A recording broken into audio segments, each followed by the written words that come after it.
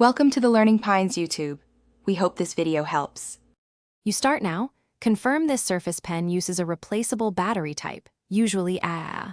Once confirmed, remove the pen cap or unscrew the barrel end by holding the body steady and twisting counterclockwise. Make sure to work over a tray so the tiny parts don't get lost. If the cap is tight, apply steady, even pressure rather than jerking. This prevents damaging the tip assembly. Once open, set the cap aside and expose the battery compartment so you can access the cell safely. Now remove the old AA battery carefully. First, note the orientation so you can match polarity when inserting the new cell.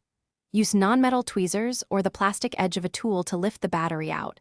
This reduces the chance of shorting or bending contacts.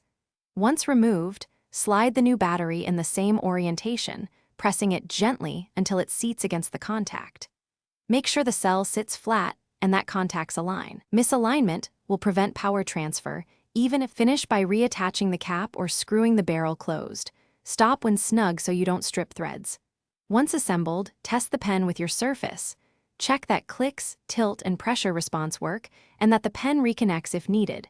If it still fails, make sure the battery is fresh and seated, then clean the contact points with a swab dampened in isopropyl alcohol and retry. If it still won't power on, try a second new AA before concluding the pen is defective. Thanks for watching. Consider subscribing if we helped you.